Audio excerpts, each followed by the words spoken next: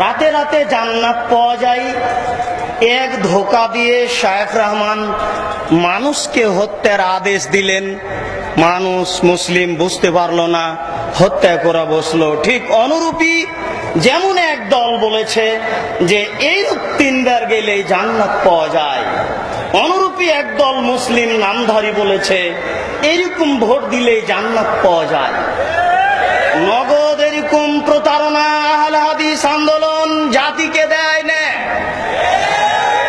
শিরক এবং বেঁচে থেকে যথাযথভাবে আল্লাহর রাসূলের নীতি পালন করার পরে জান্নাত পাওয়া যায়, এরূপ নীতি পেশ করেন আহলুল হাদিস।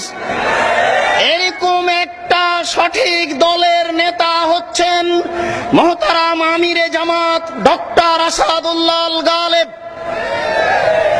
ডক্টর আসাদুল্লাহ আল গালেবকে বাংলা, ইংরেজি, আরবি, উর্দু, ফার্সি 5 ভাষার সমমানের পণ্ডিত মুহতারাম আমিরে জামাত ডক্টর আসাদুল্লাহ আল গালেব।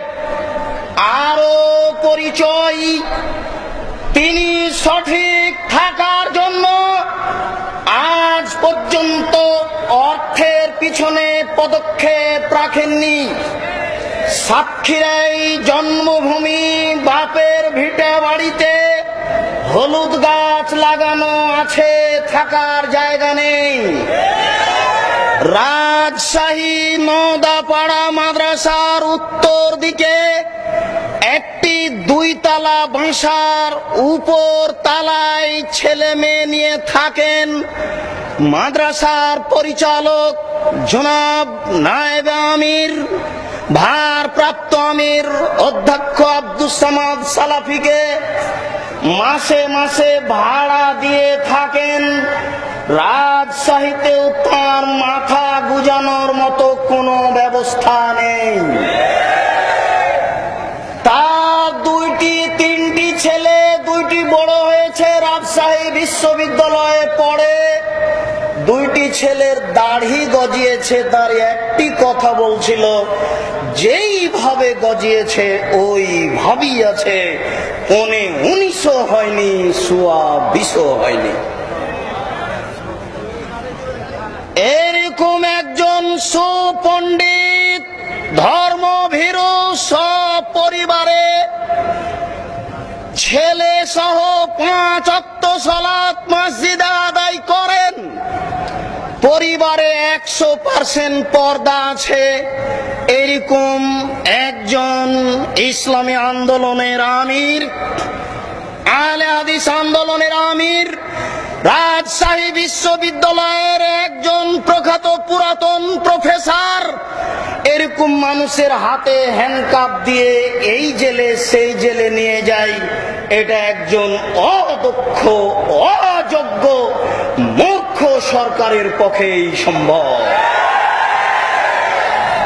মাননীয় সরকার, আপনার মনে রাখা ভালো হবে, এদেশের জনবহুল সমর্থিত, ব্যাপক জনগণ সমর্থিত একটি দলের নাম বিএনপি।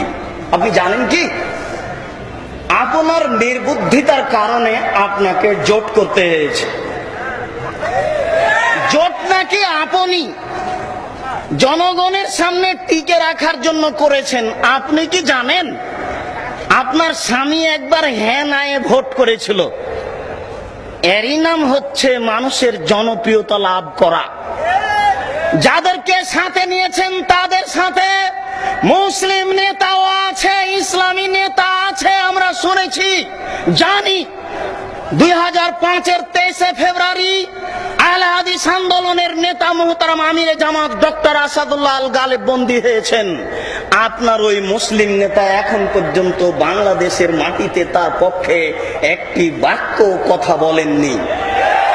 মনে রাখবেন, এরকম জোট মানে আপনার পাপ মাটিতে পুঁতে গেছে, একদিন আপনার গলাও ফাঁসিতে পুঁতে যাবে।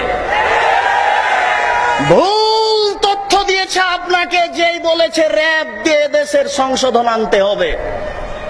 এই দেশের যত মানুষকে আপনি না বুঝে, চিন্তা ভাবনা না করে আদেশ দিয়েছেন, সকালে দেখা যাচ্ছে লাশ পড়ে আছে। জানি না ফেরাউনি আইনে ফেরাউন অন্যায় অত্যাচার করেছে, এটা আমরা জানি, কিন্তু রাতে রাতে হত্যা করেছে এ কথা আমরা জানি না। ফেরাউনের এই চরিত্র আমরা জানি না। ফেরাউন অত্যাচার করেছে, কিন্তু রাতে রাতে কোনো অপরাধীকে হত্যা করেছে এটা আমাদের জানা নাই। মনে রাখেন মাননীয় সরকার, জাতি যদি আপনাকে, প্রত্যেক ব্যক্তি যাকে রাতে রাতে হত্যা করা হয়েছে, প্রত্যেকের পক্ষ থেকে যদি আপনার ফাঁসি চাওয়া হয়, তাহলে হক চাইবে। জনগণ চাইবে কিনা আমি জানি না। আপনি ঐক্যজোট সরকার হিসাবে দেশে যত আলেম আছে, আপনার সাথে যিনি আছে তার সাথে জাতীয় উলামা পরিষদের আহ্বায়ক, আহলে হাদিস আন্দোলনের একজন মাওলানা, আত-তাহরিক পত্রিকার মুফতি আমি আব্দুর রাজ্জাক বলছি, আমার হায়াত পর্যন্ত চ্যালেঞ্জ থাকলে এমন কোন মায়ের বেটা একজন অপরাধীকে রাতে রাতে হত্যা করার বৈধতা দিতে পারে? দিতে পারে না, অসম্ভব। এটা আপনার ভুল হয়েছে, সংশোধনের চেষ্টা করুন। মোহতারাম আমিরে জামাত একজন নিরপরাধ নিরীহ মানুষ, মুক্তি দিয়ে ক্ষমা চেয়ে নেন, অন্যথায় আমরা আপনার পতনের যে কোনো বৈধ পন্থা অবলম্বন করতে বাধ্য থাকব। প্রতিপালক তোমার কাছে,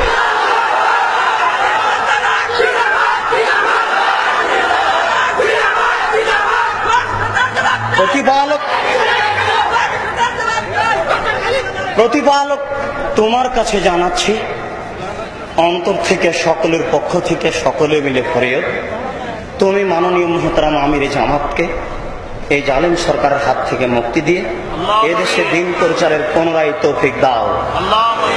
এরপরে এদেশের সরকারকে বলছি, আপনি মুক্তি দিয়ে ক্ষমা চেয়ে নিয়ে আপনার পথ সংশোধন করার চেষ্টা করুন।